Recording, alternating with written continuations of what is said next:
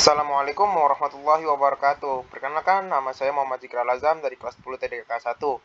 Di sini saya ingin mengajak kawan-kawan sekalian untuk mengenal tentang asam klorat.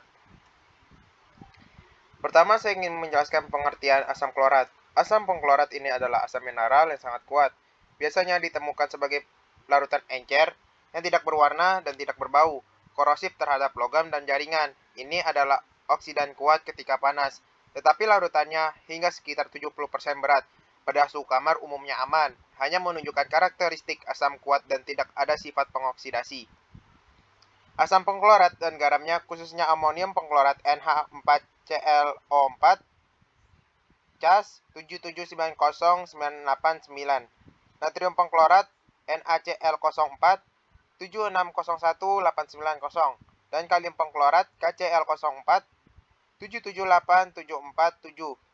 Menemukan banyak aplikasi karena kekuatan oksidasi yang kuat.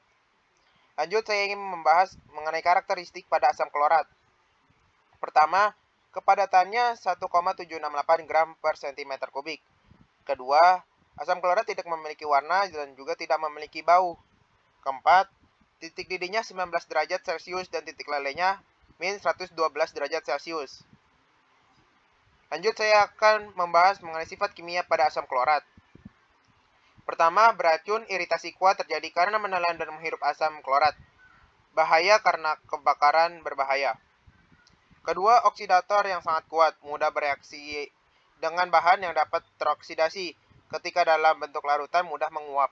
Ketiga, bereaksi hebat dengan NH3, SbSb, 2S3, AS2, S3, BiCus, PHI4, SnS2, dan SNS. Reaksi dengan selulosa menyebabkan pengapian setelah masa tunda. Keempat, saat dipanaskan hingga dekomposisi, ia mengeluarkan asap beracun dari Cl-. Rumus asam klorat bisa kita lihat pada gambar yang tertera pada layar ini, yaitu rumusnya HClO4. Reaksi pada asam klorat. Asam pengoksidasi kuat umumnya larut dalam air pelepasan ion hidrogen. Solusi yang dihasilkan memiliki pH 1 atau sekitar 1. Bahan-bahan dalam kelompok ini bereaksi dengan basa kimia, misalnya amina dan hidrosida anorganik, membentuk garam. Reaksi netralisasi ini terjadi ketika basa menerima ion hidrogen yang disumbangkan oleh asam. Netralisasi dapat menghasilkan panas dalam jumlah besar yang berbahaya di ruang kecil. Penambahan air ke asam sering menghasilkan panas yang cukup di wilayah kecil campuran untuk merebus bagian air secara eksplosif, dan percikan asam yang sangat berbahaya dapat terjadi. Bahan-bahan ini memiliki kapasitas yang signifikan sebagai agen pengoksidasi, tetapi kapasitas itu bervariasi dari satu ke yang lain. Mereka dapat bereaksi dengan logam aktif seperti besi dan aluminium, dan juga banyak logam yang kurang aktif untuk melarutkan logam dan melepaskan hidrogen atau gas beracun. Yang terakhir, reaksi mereka dengan garam sianida dan senyawanya membebaskan gas hidrogen sianida.